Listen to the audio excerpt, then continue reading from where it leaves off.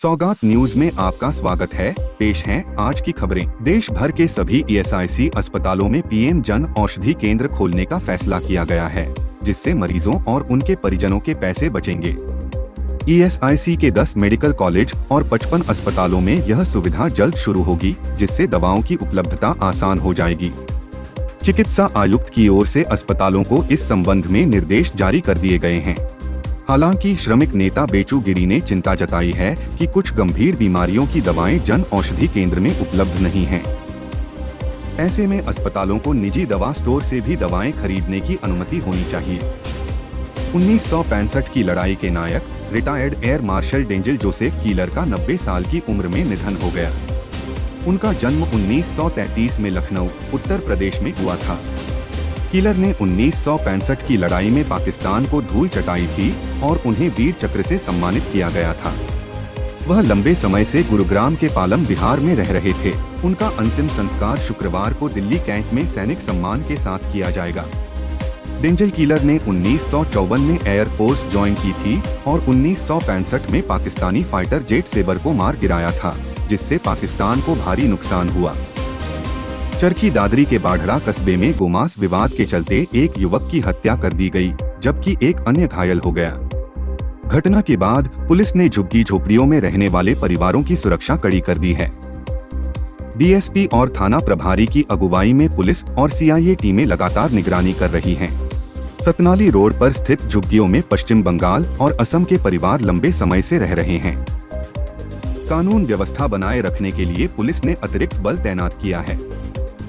हरियाणा विधानसभा चुनाव 2024 की तारीख में कोई बदलाव नहीं होगा।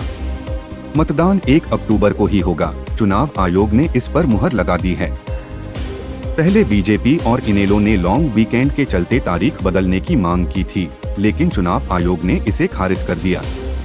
भाजपा ने कहा था कि लंबी छुट्टियों की वजह से मतदान प्रतिशत कम हो सकता है, क्योंकि लोग बाहर जा सकते हैं।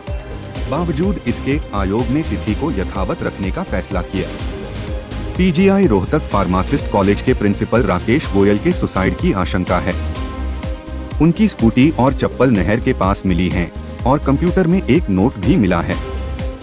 एनडीआरएफ की टीम ने नहर में खोजबीन की, लेकिन अभी तक कोई सुराग नहीं मिला।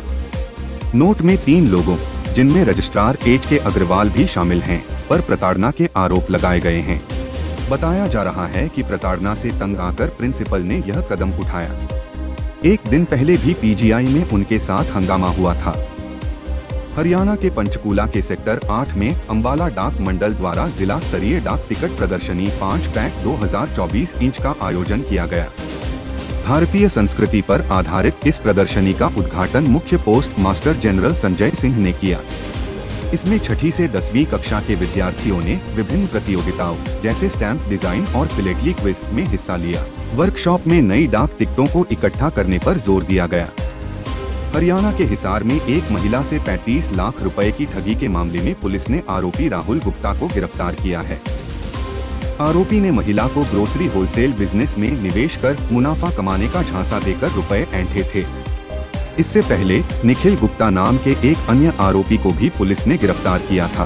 पुलिस के अनुसार महिला ने 17 मार्च 2023 को शिकायत दर्ज करवाई थी, जिसमें बताया गया था कि निखिल और उसके पिता ने उसे ग्रोसरी बिजनेस में निवेश के लिए फंसाया था, लेकिन पैसे लेने के बाद न प्रॉफिट दिया और न ही पैसे लौटाए।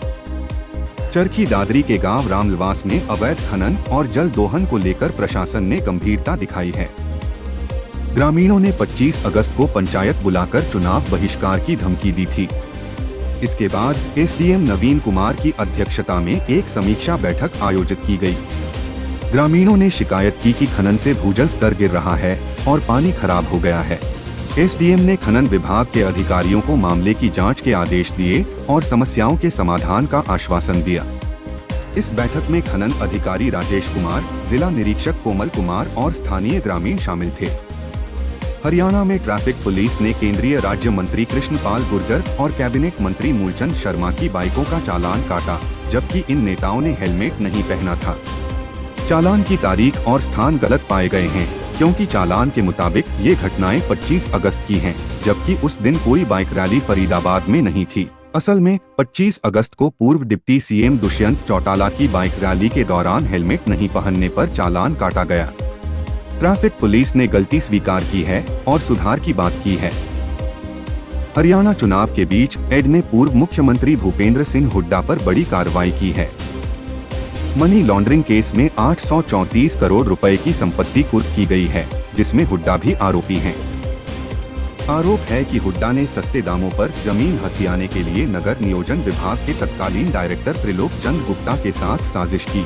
6 साल पहले सीबीआई ने हुड्डा के खिलाफ गुड़गांव में भूमि अधिग्रहण में भ्रष्टाचार का केस दर्ज किया था। इसके अलावा एड ने जनवरी में मानेसर लैंड डील केस में हुड्डा से 7 घंटे पूछताछ की थी। रोहतक के गांव बलियाना में आपसी विवाद के चलते एक व्यक्ति ने अपनी पत्नी को सिर में गोली मार दी। गंभीर हालत में मोनिका को रोहतक पीजीआई में भर्ती कराया गया है। आरोपी पति विनोद फरार है। पुलिस ने मामला दर्ज कर जांच शुरू कर दी है। पुलिस का कहना है कि प्रारंभिक जांच में पुष्टि हुई है कि मोनिका को विनोद ने गोली मारी है। आज के समाचार में बस इतना ही। देखते रहें सौगात न्यूज।